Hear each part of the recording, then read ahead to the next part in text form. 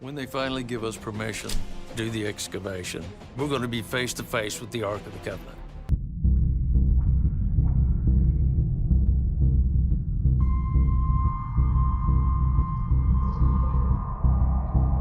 For centuries, the Ark of the Covenant has remained one of history's greatest mysteries, a sacred relic said to hold divine power and hidden knowledge from the ancient world. Now, world-renowned researcher and explorer Graham Hancock believes he may have finally uncovered its secret resting place. Deep within a remote cave, sealed off from the modern world, Hancock and his team discovered clues that align perfectly with biblical accounts and ancient legends. Could this be the final piece of the puzzle in one of history's most elusive quests? Prepare to be amazed as we explore the evidence, the journey and the cave that may finally reveal the truth behind the Ark of the Covenant. According to ancient Israelite tradition, the Ark of the Covenant was no ordinary object. Covered in gold and believed to house the very voice of God, it stood as a powerful symbol of divine presence and protection, an awe-inspiring relic that carried both faith and fear in equal measure. The Ark of the Covenant wasn't just a sacred object. It represented the very presence of God and his covenant with the people of Israel. It played a vital role in religious ceremonies and even accompanied the Israelites into battle at times, symbolizing divine protection and guidance. But as time went on and wars ravaged the land, the unthinkable happened. The Ark was lost. Despite countless efforts by historians, researchers, and artifact hunters over the centuries, its location remained a mystery. Until now.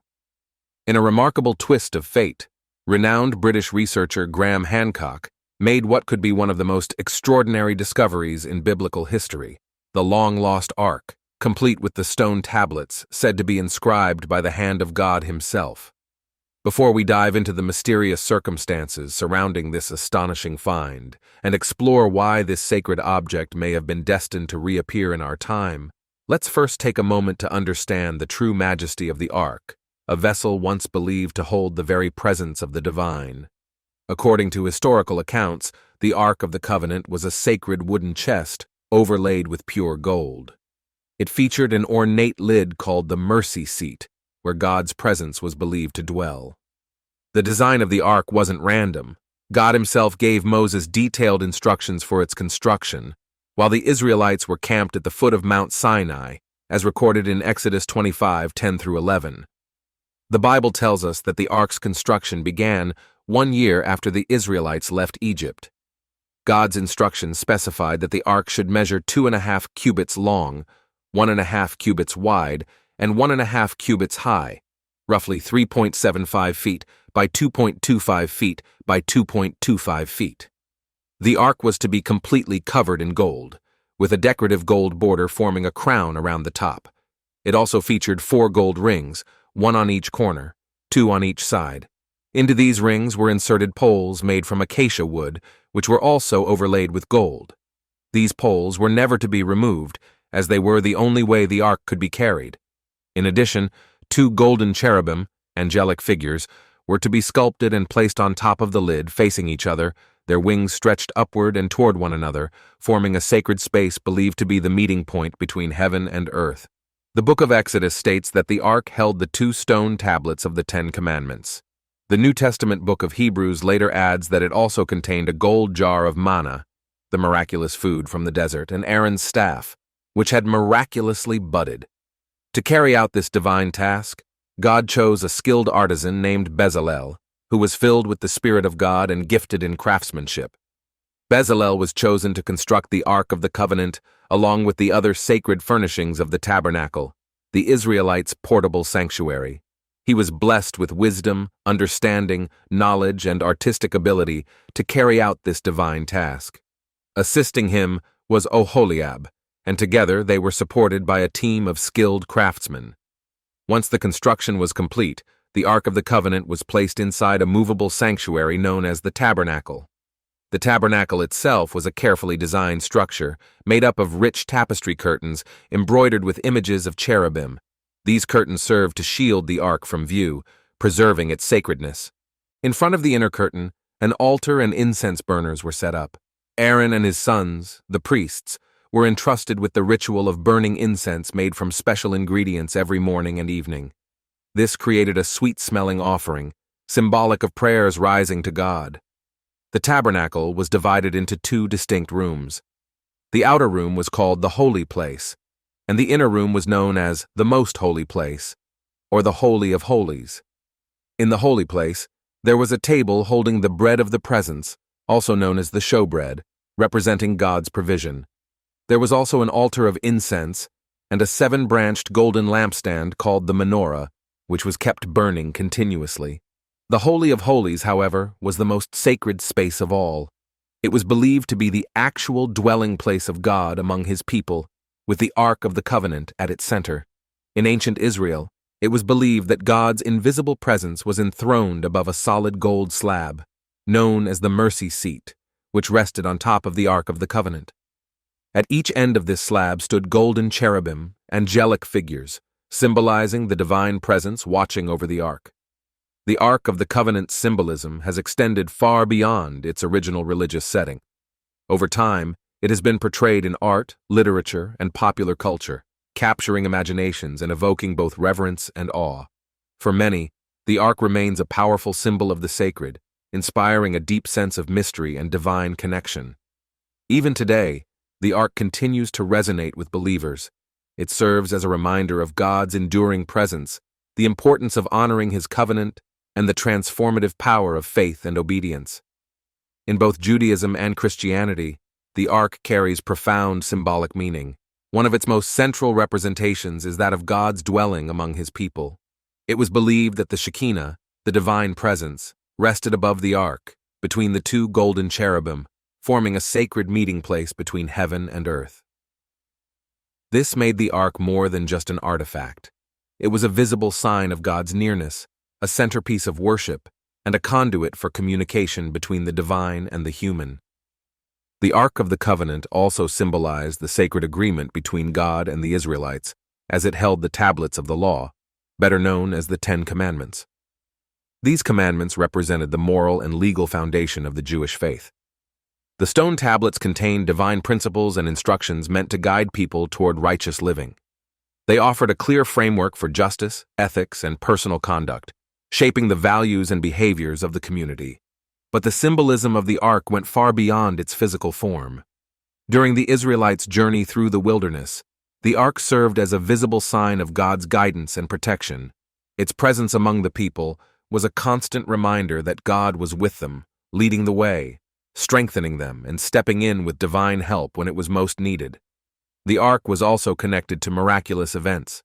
It played a key role in awe-inspiring moments, such as the parting of the Jordan River and the collapse of the walls of Jericho. These extraordinary acts reinforced the belief that the Ark was not just a sacred object, but a powerful vessel of God's presence and intervention. The Ark of the Covenant was believed to carry divine power, symbolizing God's strength and victory. Its history is one of the most fascinating and treasured in religious tradition. The Jewish Ark of the Covenant has long been considered one of the most sacred and mysterious artifacts in biblical history.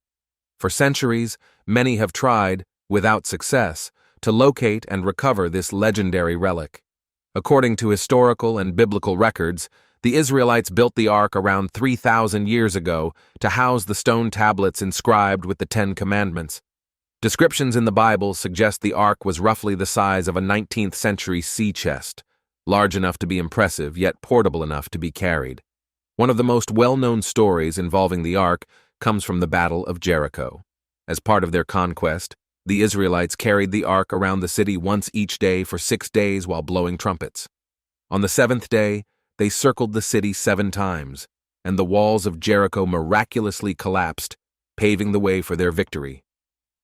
Over the years, the Ark was entrusted to various priests and leaders. At first, it was cared for by the priest Phinehas in Bethel, and later it was kept in Shiloh during the time of the prophet Samuel's youth.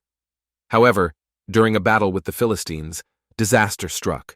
The Ark was captured and taken away from Israel. Surprisingly, rather than bringing blessings to its new captors, the Ark brought calamity. A series of tragic events followed, including the sudden deaths of many who came near it.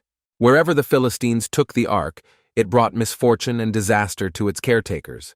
Plagued by suffering, they eventually returned the ark to the Israelites, realizing it was too powerful and sacred to keep.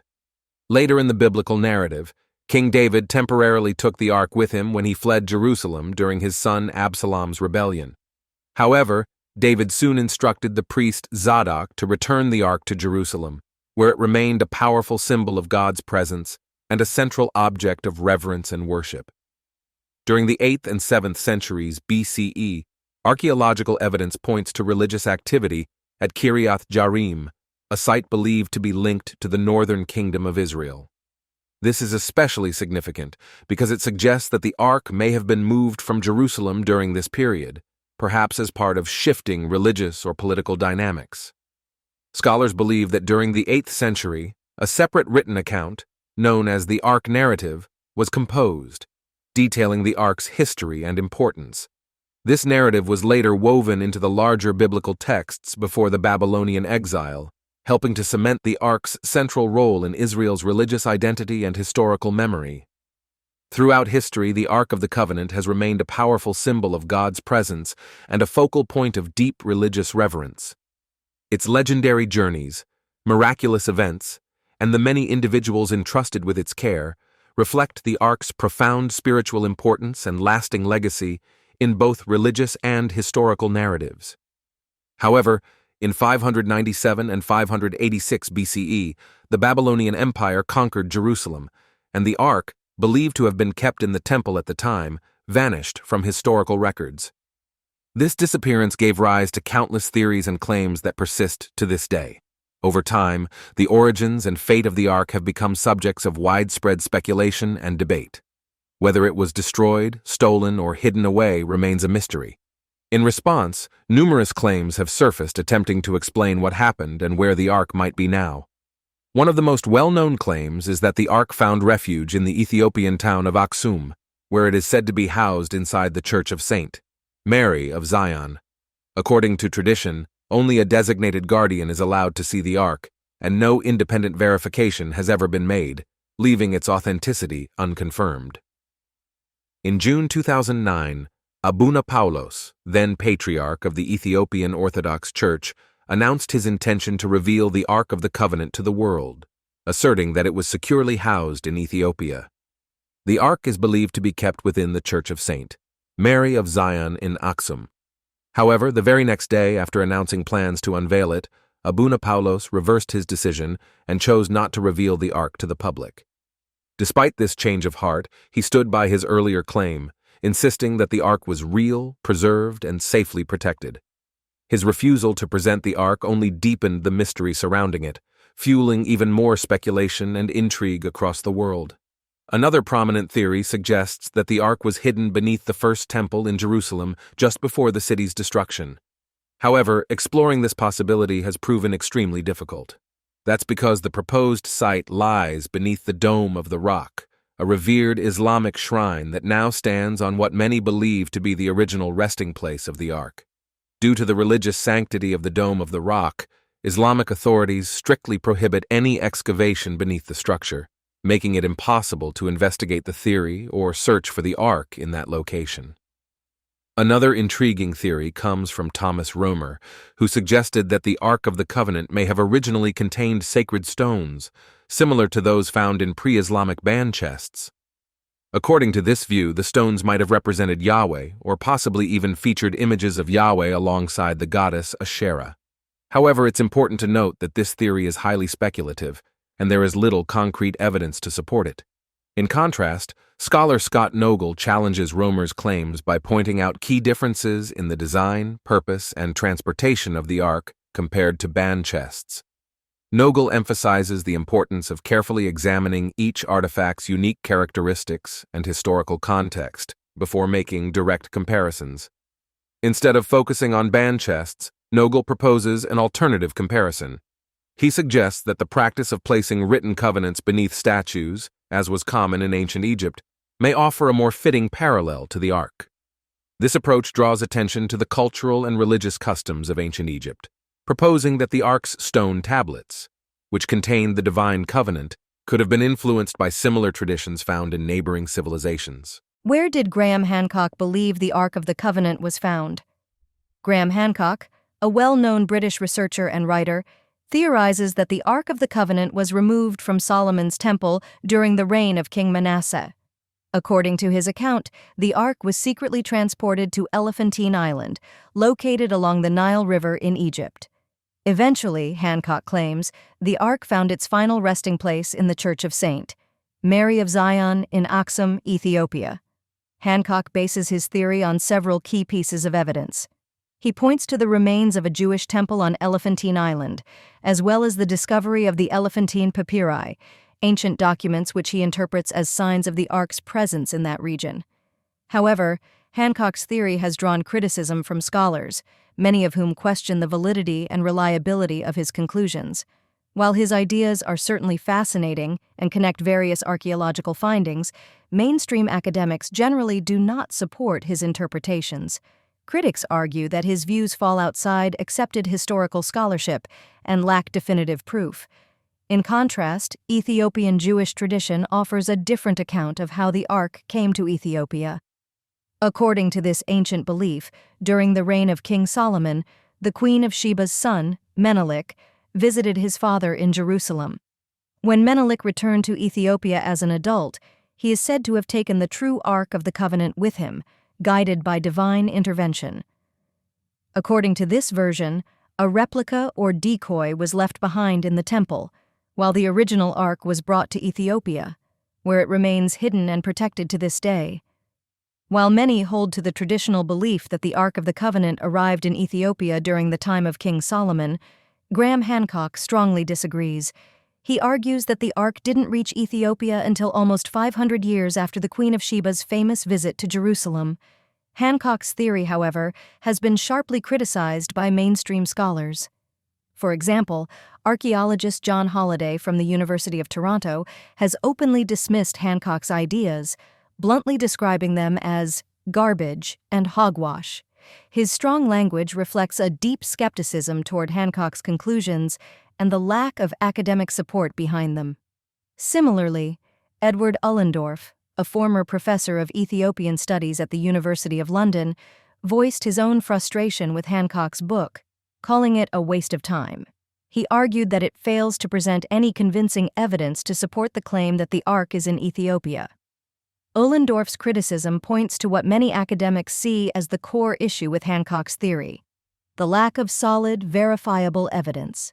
Despite these harsh critiques and the ongoing controversy, Hancock's book continues to assert that there is documentation supporting the Ark's presence in Ethiopia.